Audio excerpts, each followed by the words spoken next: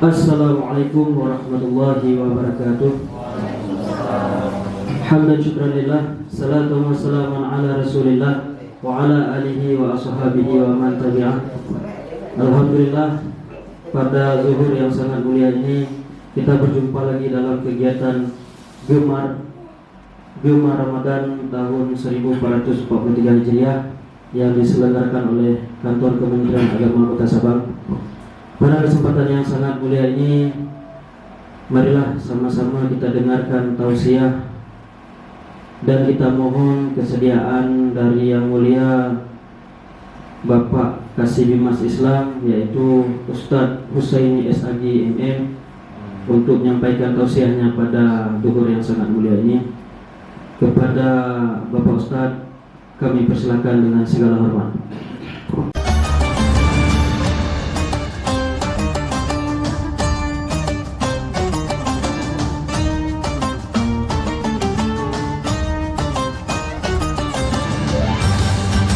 Bismillahirrahmanirrahim. Assalamualaikum warahmatullahi wabarakatuh. Alhamdulillahirabbil alamin alladzi khalaqal mauta wal hayata liyabluwakum ayyukum ahsanu amala. Asyhadu an la ilaha illallah wahdahu la syarika lah wa asyhadu anna sayyidana Muhammadan abduhu wa rasuluh alladzi la nabiyya ba'dah.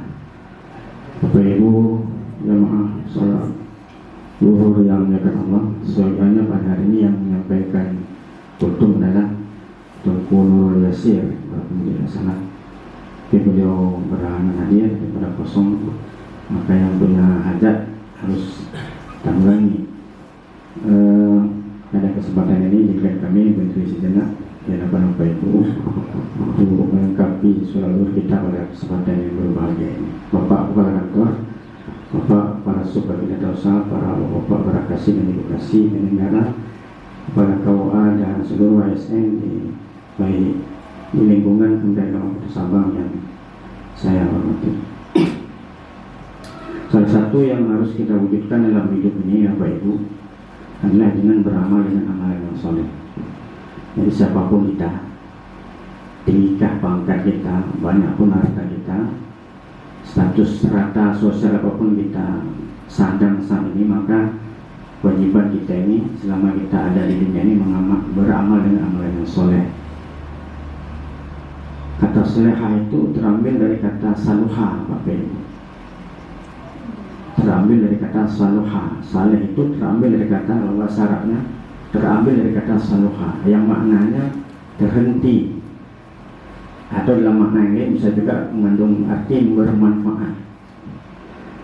Jadi kalau orang yang beramal soleh, maka dia sesungguhnya sudah melakukan sudah melakukan satu perubahan, menghentikan segala bentuk ketidakbaikan, kejahatan, kemaksiatan dalam hidup ini, atau apapun yang insya Allah akan bermanfaat yang dia laksanakan dalam hidup ini.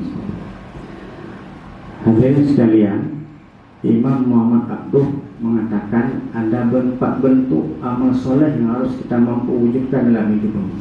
Ada 4 bentuk. Mudah-mudahan kita bisa laksanakan. Nah, ini kata Imam Abduh. Apa 4 bentuk itu, hadirin berbahagia? Yang pertama kata Imam Abduh, kesalehan secara pribadi, saleh secara pribadi diri kita ini. Nah, ini kita, siapapun kita itu harus mampu menjadi pribadi-pribadi yang soleh, pribadi yang tabah, yang sabar, yang ulet, yang jujur, yang amanah. Harus mampu itu kita wujudkan dalam kehidupan ini. Dan pangkal kesalahan itu kata Imam Abduh adalah kejujuran, kebenaran. Dalam sebuah hadis Rasul mengatakan, "Iyyakum bis-sidqi, fa inna as-sidqa yahdi ilal birri, fa innal birra yahdi ilal jannah." Selalulah kalian itu berlaku dengan jujur, dengan benar, karena sesungguhnya kebenaran itu akan mengantarkan kalian kepada kebaikan-kebaikan. Dan kebaikan itu akan mengantarkan kalian kepada surga Allah Subhanahu wa taala. Jadi jujur, harus tabah, harus sabar, harus amanah. Bagi kita bekerja di pemerintahan ini, baik pegawai maupun honor, itu diperlukan kebenaran, kesabaran, kejujuran. Kalau pimpinan dalam menghadapi atasan, menghadapi bawahan harus sabar. Jangan marah-marah kalau di bulan puasa. Sebenarnya bukan bulan puasa itu nggak boleh marah. Di bulan lain pun nggak boleh marah.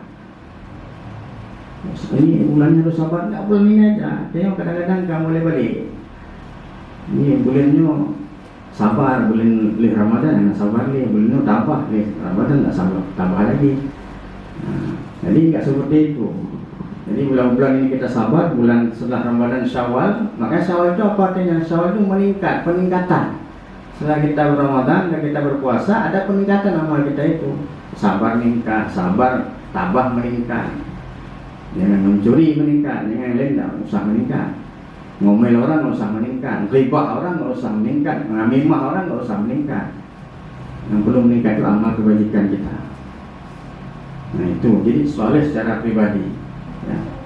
Yang kedua, kata Imam Abdul, hendaknya kita mampu melakukan kesalahan kita itu kepada keluarga kita, ahli kita, keluarga kita. Jadi kalau kita orang berhasil di tengah masyarakat, kalau kita di tengah keluarga kita nggak ahli, bahkan katanya waktu ada tebik luar yang gop nyelako gop yang inong mangat dari kem ni, rumah dia tak kem. Bahkan jauh rumah dia tanya inong dro dia lako dro dia, tahanan rumah dia lagi luar. Betul tak? Nah, itu cari sebabnya masing-masing. Kenapa kita bisa memperlakukan orang lain di luar itu bagus-bagus? Saya nggak boleh bilang suami istri aja, lain-lain kawan kita misalnya. Tapi begitu kita pulang ke rumah kita, baiti kita, padahal itu udah komen kita ketika kita nikah, kita bilang baiti jannati, baiti jannati, baiti jannati. Dan sabi ada ulang-ulang.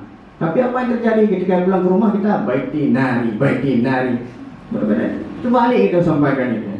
Nak mampu kita itu. Nentak juga boleh rumah-rumah dia minum kok ambil rumah itu. Sekarang saya tanya ibu-ibu nih. Ini coba jujur ya jawab, jangan apa-apa. Sekarang kalau kita bermake up itu pakai yang bagus-bagus itu kalau di rumah atau keluar? Mana dari rumah? Itu nggak jujur namanya. Saya tanya yang jujur jawabannya. Di rumah atau keluar?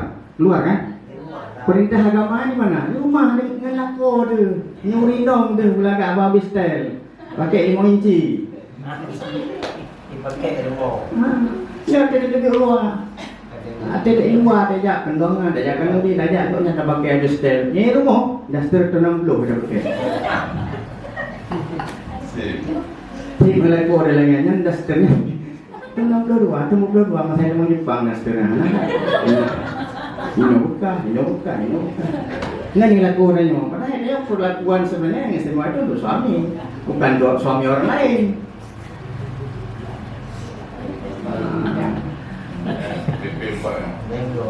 Jadi ini mindsetnya, tanya ikut baruan, mindset itu dirubah.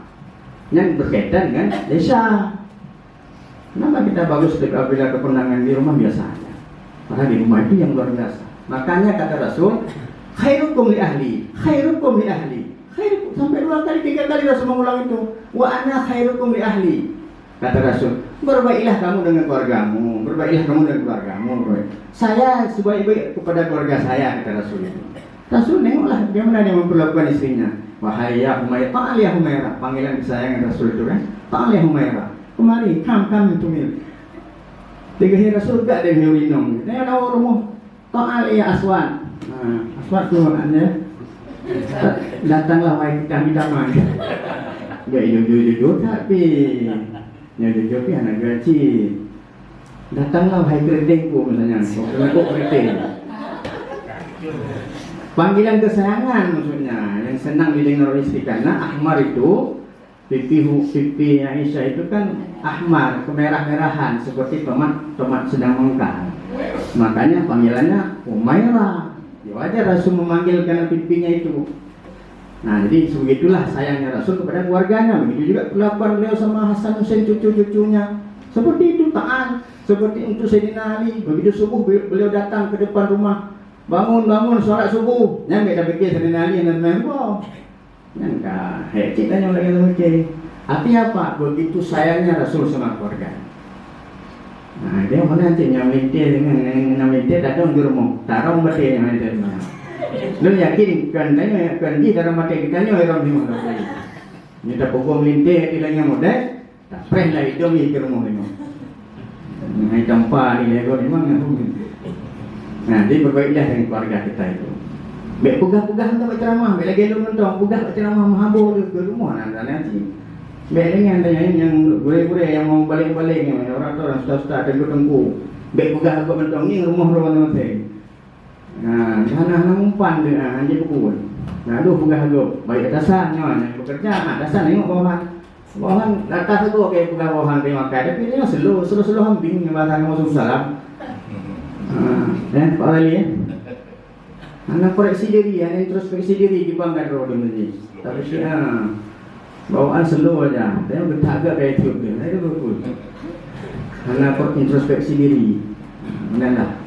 Yang ketiga, kita harus berbaik dengan masyarakat kita. Berlaku soleh dengan masyarakat kita. Kita ini masyarakat, hidup dalam masyarakat itu kan zona politik kan, hidup masyarakat sosial. Jadi saya tak hidro tengok, lagi itu menunjak tu hanya saudara. Anak family dia no. Family dia tu kan uring ipak di sini kan. Awak tahu family dia. Family saya antara antumlah semua ini. Artinya apa? Saya harus baik-baik dengan sosial saya. Jadi baik nanti pajan tanya terus melata, wating bayi jaga. Nyo Ramadan ni biasa kebanyakan tanya malam pun juga, malam mumlah juga, malam belepluh juga. Mana belepluhnya kena nak bayi jaga. Nyo nak bayi jaga kena tu melata mengaji. Jadi ipan sosialnya seperti itu. Tak bisa.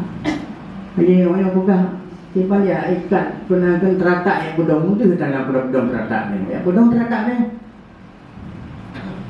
Di sosial tu perlu dibangun supaya ada komunikasi verbal antara mereka. Supaya masyarakat. Maka Rasul mengatakan kalau anda masak kuah, ya lagi masak banyakin kuahnya. Kan nama masa Rasul. Kalau anda masak punya dalam kuah, tak boleh bukan lagi. Tak bagi ke masyarakat, tak bagi ke sekelilingnya. Tapi dia boleh fahami caranya mentah-mentahnya, ni bang haji ni. Akhirnya tak mudah pernah haji terus tak bagi dia betul. Baik lagi nya cara makna ni. Itu maksudnya rasa kepedulian kita, care kita. Kalau kita lagi memasak itu ada tetangga kita, bangikan sedikit. Nah, mengenai Rasulullah sallallahu alaihi wasallam.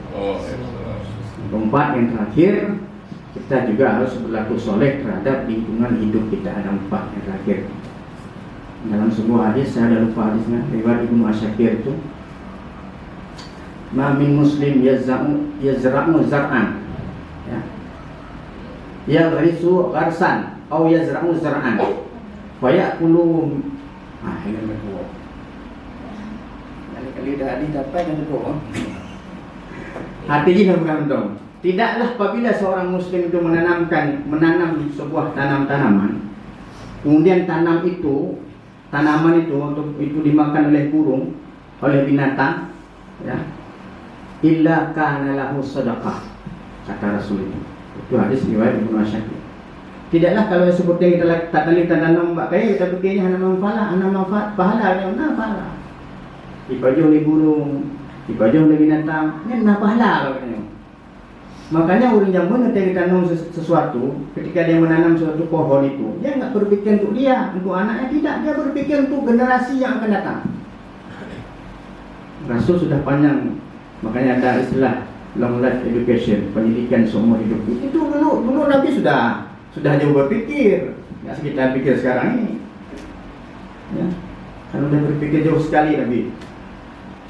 Dan kalau kita tidak berbaik dengan alam itu akan menyerang kita. Di ayat 21, bukankah Allah mengatakan dhaharal fasadu fil barri wal bahri bima kasabat aydin nas liyudhiqahum ba'dal ladzi 'amilu la'allahum yarji'un. Telah nampak kerusakan di darat dan di laut akibat ulah tangan manusia itu. Bima kasabat aydin nas, kan ulah tangannya. Jadi tanya, kenapa dalam bala Tuhan tak apa baik mentai gunungnya yang bala dikirimnya oleh berkelai bani. Diudi kaum ba'dal ladzi amilu, supaya mereka merasakan itu bahwa takoh kaya di dunia hanya sembarangan. Tidak boleh kita memperkosa alam itu. Alam itu sudah seimbang dia, satu ekosistem. Kalau kita datang memperkosa alam itu, mengeksplorasi secara membabi buta, maka segala keburukan itu akan kembali juga kepada kita itu. Kalau kita tanam padi Pak, kena dulu Pak, kakan kena dulu yang baju-baju. Tak apoh dulunya nak. Padahal dulunya ini menghilangkan hama juga kalau kami tidak silap, tidak keliru. Ada hama yang dibawa dimakan oleh ayam burung-burung yang datang menginap di padi kita itu. Begitu Allah Subhanahu wa taala memberikan luar biasa. Ya demikian. Jadi makanya ekosistem itu tidak boleh kita ganggu. Maka kita harus berlaku soleh terhadap lingkungan hidup kita ini. Dengan baik kita melakukan berlaku soleh, insya Allah lingkungan juga menghargai kita. Kemarin jadi banjir bandang lagi di Semadang, Aceh Tenggara. Ini yang tajak kenan Pak Akan. Di mejuknya macam mana pakai, tapi yang tak buat dia dong, hanali pakai yang tu, habis betul dulu. Jadi ketika datang banjir, tidak air tidak bisa terserap, kemana dia mengalirkan? Tentu masyarakat juga. Siapa yang merasakan itu? Masyarakat. Siapa yang melakukan pengembangan itu? Masyarakat. Makanya betul kebaikan dia itu kaum ba'dal lain, supaya mereka merasakan itu. Kembali lagi kepada mereka. Hanaget kembali ke mereka, terasa hari ini. Makanya kita jagalah keseimbangan ekosistem. Nah ini yang dapat saya sampaikan. Mudah-mudahan 4 kesalahan sosial tadi itu soleh secara pribadi kita, kepada keluarga kita, kepada jiran kita, tetangga kita, dan kepada lingkungan kita bisa kita implementasikan, kita wujudkan dalam kehidupan kita pribadi sehari-hari. Demikian, wabillahi taufiq wal hidayah, Assalamualaikum warahmatullahi wabarakatuh.